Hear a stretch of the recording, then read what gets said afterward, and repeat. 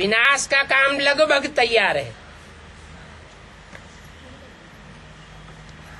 मकान बनाने में ज्यादा मेहनत लगती है, ज्यादा टाइम लगता है, या मकान को गिराने में ज्यादा टाइम लगता है? तो ये सृष्टि रूपी मकान है परमपिता परमात्मा बाप का। ये पुराना हो चुका है। पुराना ते पुराना होने की पहचान ये है। इस मकान में सब दुखी है।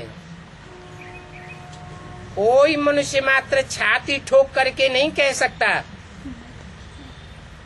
कि हम तन से, मन से, धन से, समय, संपर्क और संबंधियों से सदा सुखी है। हर मनुष्य आत्मा दुखी है। ये प्रूफ है कि ये मकान सृष्टि रूपी इतना पुराना हो गया है, जर्जरीभूत हो गया है कि इसमें बरसात होती है, ओले गिरते हैं, गर्मी पड़ती है, सर्द हवाओं के थपेड़े आते हैं, तो सब परेशान हो जाते हैं। इस पुरानी दुनिया का विनाश करने के लिए भगवान बाप को आना पड़ता है।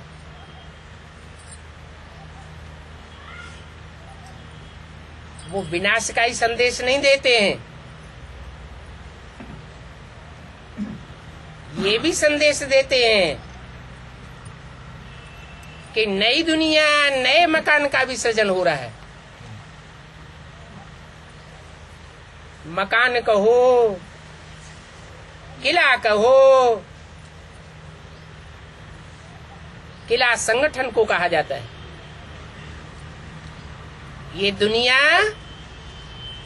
भगवान का बनाया हुआ एक ऐसा किला थी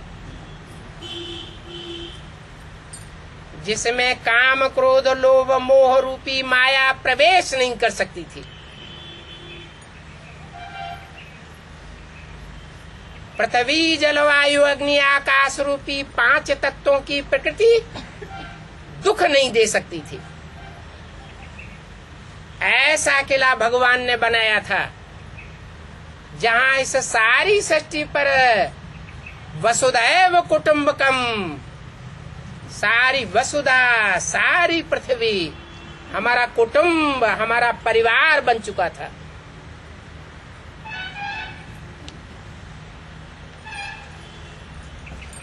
अब क्या हालत है? एक परिवार, एक कुटुंब होगा तो उसका एक बाप होगा या ज्यादा बाप होंगे?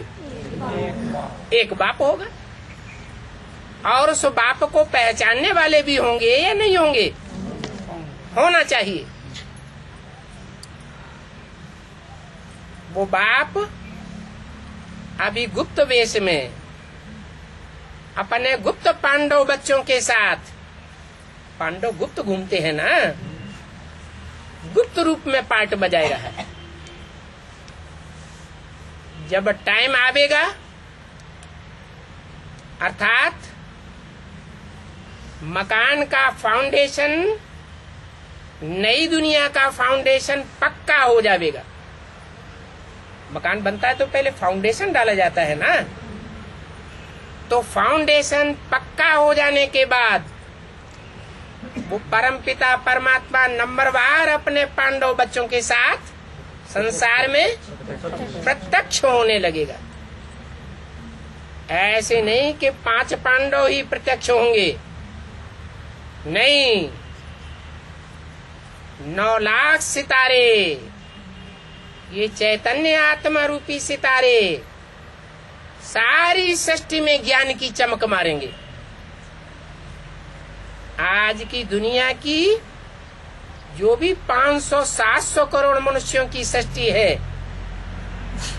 वो सब मनुष्य आत्मा उस परमात्मा बाप को पहचानेंगी। वो ज्ञान के सितारे अपनी रोशनी को उस ज्ञान सूर्य बाप की रोशनी में मर्ज कर देंगे।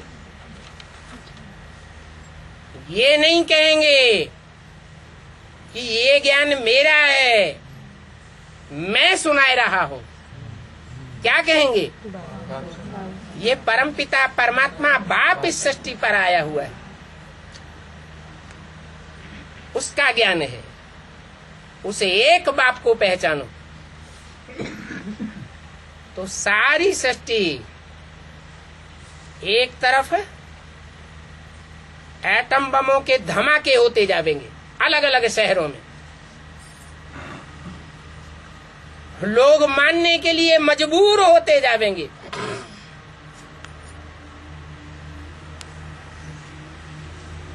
रूस में जो नास्तिकवाद फैला हुआ है, नास्तिकवाद के अहंकार के आधार पर जिन्होंने सृष्टि का विनाशकारी सामान एटमिक एनर्जी तैयार कर ली, वो अहंकारी गॉड फादर को मानने के लिए मजबूर हो जाएंगे। दूर दूर मौत बरपा होती है तो आदमी के ऊपर कोई असर नहीं पड़ता। जब अपने सर के ऊपर डंडा बजता है, मौत सामने नजर आती है, तो भगवान बाप के सिवाय और कोई नजर नहीं आता। कहने का मतलब है इस मनुष्य सृष्टि की 500-700 करोड़ मनुष्य आत्माएं अंत समय में सब भगवान को मानेंगी, बाप को पहचानेंगी।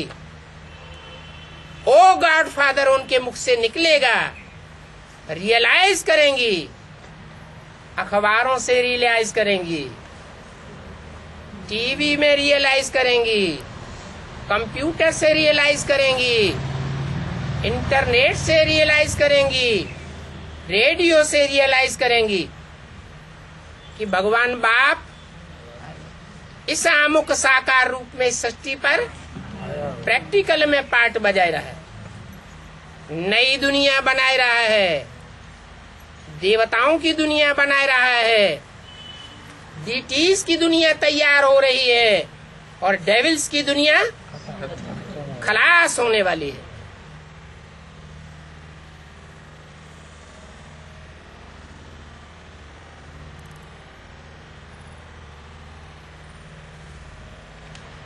ऐसा पक्का निश्चयात्मक बुद्धि सिर्फ 9 लाख होंगे, और कभी कभी निश्चय बुद्धि और कभी कभी अनिश्चय बुद्धि। वो नंबरवार 500-700 करोड़ मनुष्य आत्माएं सभी होंगी।